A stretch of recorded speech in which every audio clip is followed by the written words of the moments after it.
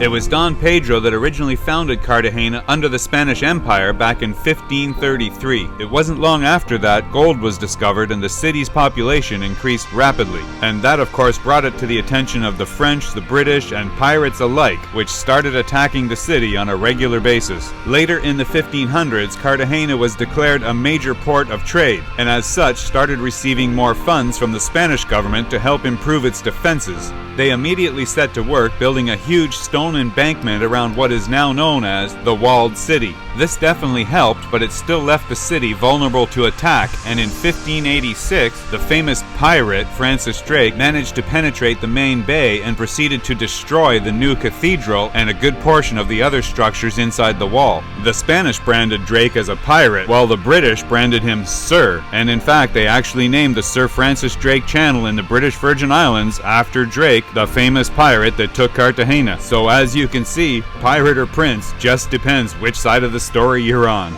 Of course, this didn't please the Spanish, so they set to work to make Cartagena a fortress. They started by rebuilding the cathedral to keep people united, and then several old forts were restored and many new ones built that were designed to protect the city from all sides. Ultimately, it was deemed that Cartagena was now impenetrable. Today, Cartagena is protected by much more efficient means, but to date, since the completion of the forts, the power of Cartagena remains untested. It's almost like the Spanish played an advanced game of chess and got to make all their moves in advance, so it didn't matter what their opponent's next move was, the immediate reply was checkmate.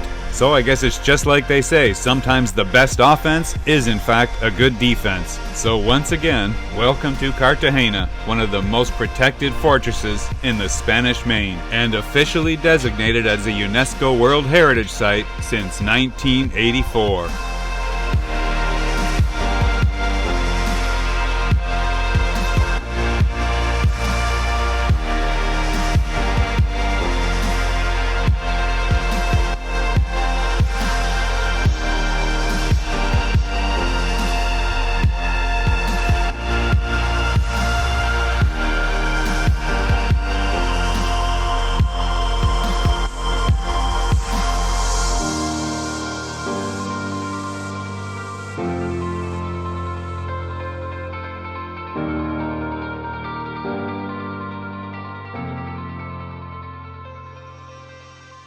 If there is one thing I have come to enjoy about Cartagena, is just hanging out in Old Town. This is a really old historical site that I am really enjoying walking around with and exploring for the last few days while I've been here.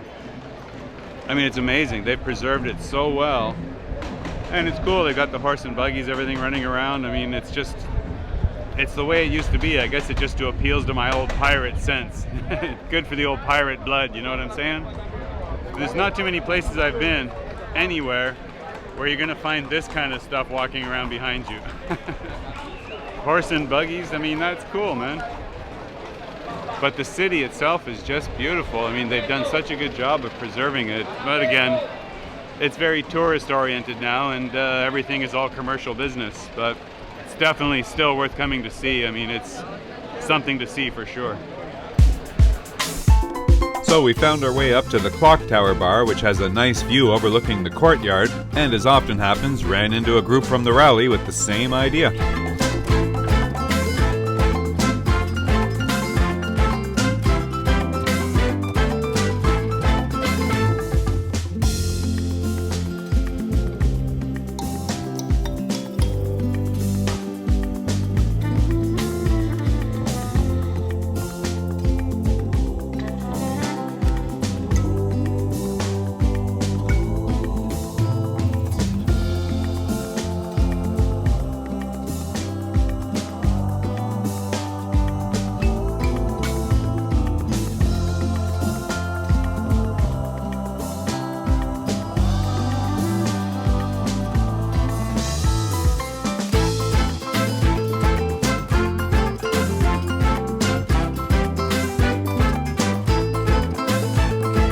With sunset fast approaching, it was time to get back to Club de Pesca, which is the yacht club all the boats are anchored in front of. They were hosting a welcome party for the rally this night, but we got back just in time to find another group of ralliers fully engaged in a salsa lesson. I'm telling you, these kids never stop.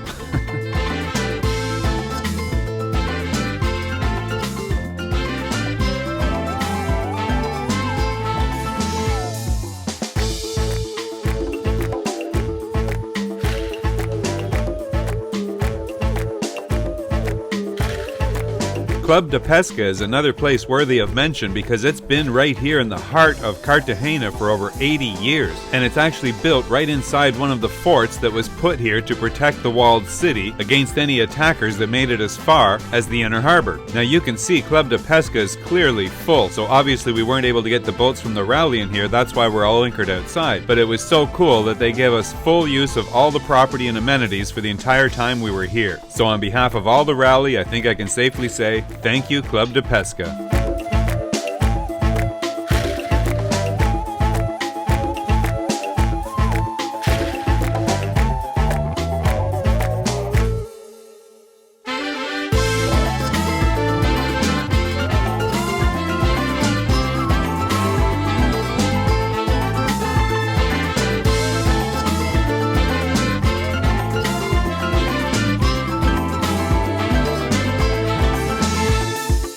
Now, with these get-togethers always came the usual assortment of Colombian officials that would show up to meet the ralliers, and somehow I ended up fully engaged in a conversation with the head minister of Colombia Tourism, who was trying to figure out what motivates such a large group of people to just chuck everything and sail off together. Good question, right? Was that, hey, you want to learn something about actually making something of cruising as a lifestyle, you learn from those who have done it successfully long term. Yep. And these are all people who have done that and learned how to do it successfully long term. Yeah. They've all worked their lives, they've all sold their houses or both, bought their boats, outfitted their boats. What year did they choose? Why did they choose it? All the decisions they made along the way, these are the people that have those answers. Yeah, it's a different lifestyle. It is a different lifestyle, but it's also a different culture as well, because everywhere we go, there's a different culture to get used to understand. So it's always a challenge. So it's not just, it's having a sailboat can be very hard work. It's not just all pleasure. So, and when we go to different countries as well, we're also learning new things when we go to these different countries. And you know what the funny thing is? They always say sailors are the discontented children of the earth. Discontented children. Discontented children. That means they've all got something in common. They left land life behind in search of something different, just roaming. A challenge. Yeah. It's a challenge. Yeah. Mm-hmm. And you have different experiences, different people. I don't want to sit at home and get old. I'm a grandmother. Okay. So, and I don't want to sit at home like my friends. And how did you decide to start sailing? My children left home, so my children are 32 and 36 years old. And I didn't want to be left at home without my family. So we just we learned to sail, and we bought a boat, and then we just started going further and further and further and further.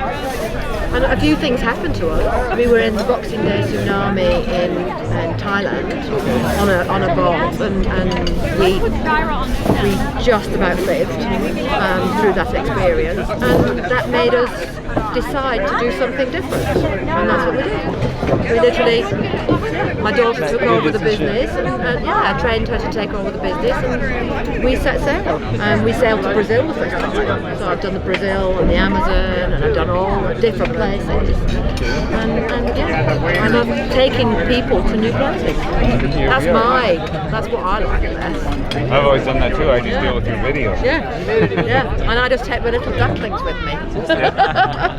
Now, after all that, we could have had the common sense to stay home for the night, but no. It was dinner time, and Old Town Cartagena was calling us back.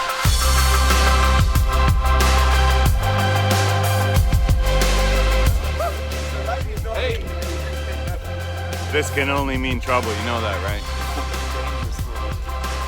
It goes downhill from here for sure. All of us loose in Cartagena, Colombia.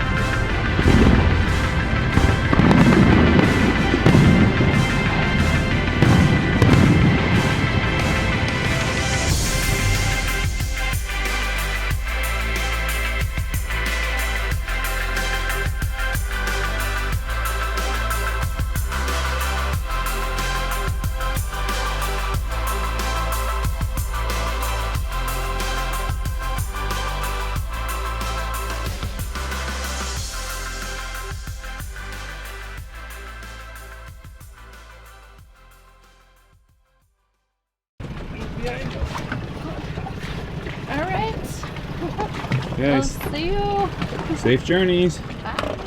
Let us know when you make it safe. I will. Bye. See you soon.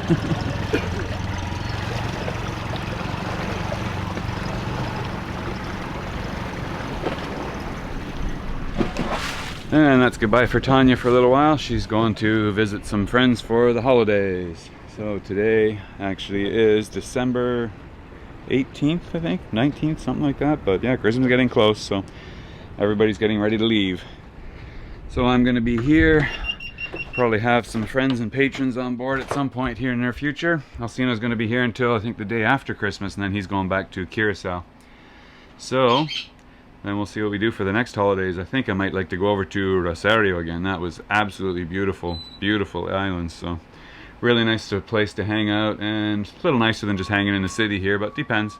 Now I got a couple interviews today with the marina managers, and one of them might decide they want to get some work done, so that might change my priorities if I get a paying job here. So we're going to find out today.